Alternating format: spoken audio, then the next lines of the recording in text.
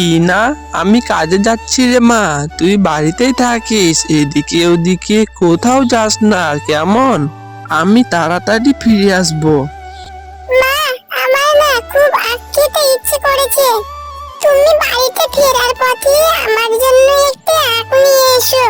নতুন নতুন আখ উঠেছে, আখগুলো খেতে ভীষণ মজা, খুব মিষ্টি। আচ্ছা ঠিক আছে রে মা টিনা, আমি বাড়ি ফেরার সময় তোর জন্য আখ নিয়ে আসবো।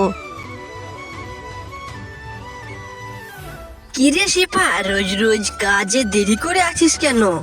যা, আজকে থেকে তোকে আর কাজে আসতে হবে না, আমি একটা নতুন কাজের লোক রেখে দিয়েছি। এইটা আপনি কি বলছেন ম্যাডাম? আমি তো সঠিক সময়ে কাজে আসি, দয়া করে আমাকে এভাবে কাজ থেকে তাড়িয়ে দিবেন না ম্যাডাম। বাপ মরা মেয়েটাকে নিয়ে আমায় যে না খেয়ে থাকতে হবে। আরে তুই খেয়ে থাকবি নাকি না খেয়ে থাকবি তাতে আমার কি এসে যায়?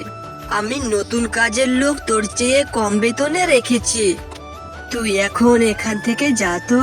এই বলে শেফা শিয়ালিনী বাঘিনীর বাড়ি থেকে চলে যায়।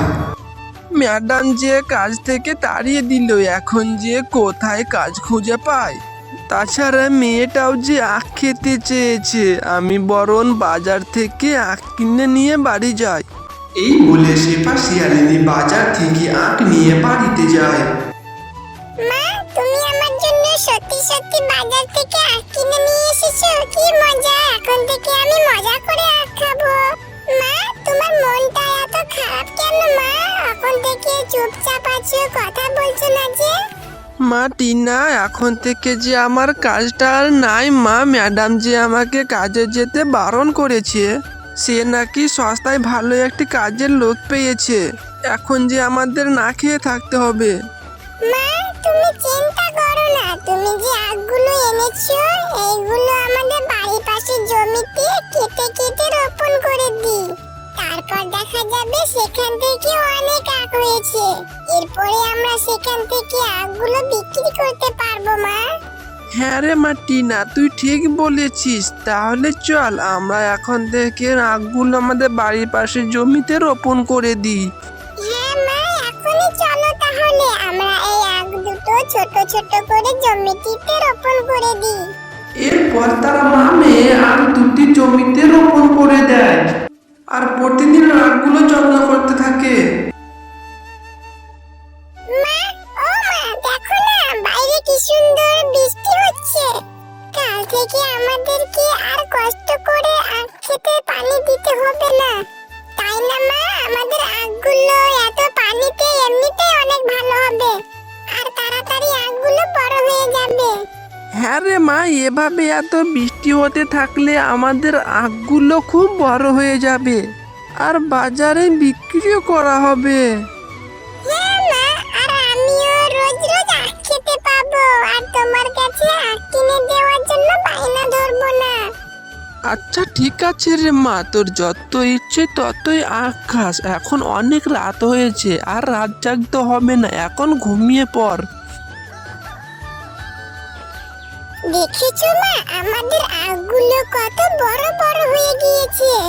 এই আখগুলো কি এখন কেটে বাজারে নিয়ে যাবে মা? হ্যাঁ রে মা টিনা, এখনই এই আখগুলো কেটে বাজারে বিক্রি করা যাবে, কিন্তু আমি তো অন্য কিছু চিন্তা করছি রে মা। বাজারে যে আগে থেকে আখ বিক্রি করছে, তা আমাদের কাছ থেকে কে আখ কিনবে রে? মা, আমার মাথায় না একটা বুদ্ধি এসেছে, এখন তো খুব গরম পড়েছে, সবাই তো আস্ত আখ বিক্রি করছে, তুমি তাহলে আখের রস করে বিক্রি করো, তাহলে কেমন হবে মা? আর দেখবি এই গরমে সবাই আখের রস খেতে চাইবে।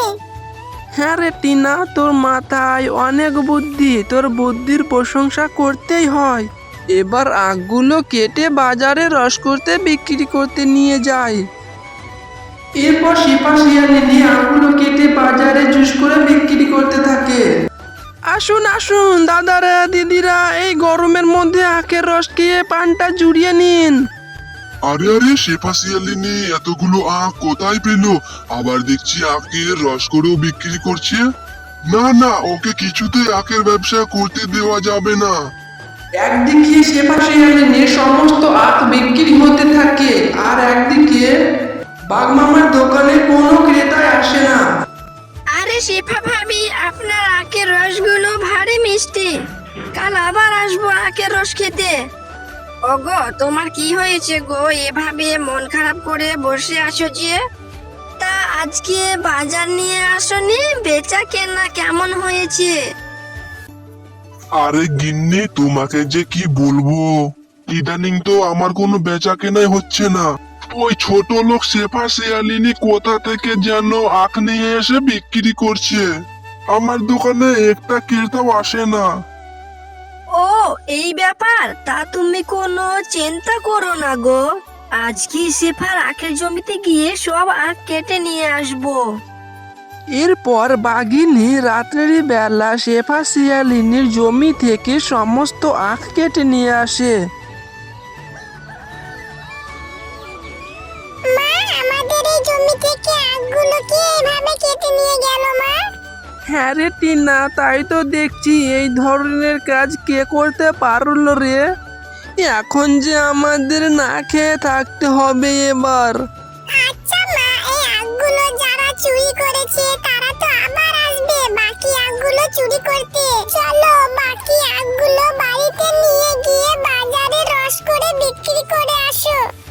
হ্যাঁ রে মাটি না, তুই ঠিকই বলেছিস। বাকি আখগুলো আমরা কেটে বাড়ি নিয়ে যাই আর আগাছাগুলো কেটে না ফেলে দিয়ে রান্নাঘরে রেখে দিই জ্বালানি হিসেবে। এরপর তারা আখগুলো কেটে বাড়ি নিয়ে যায় আর আগাছাগুলো ছড়িয়ে ছিটিয়ে রেখে দেয়।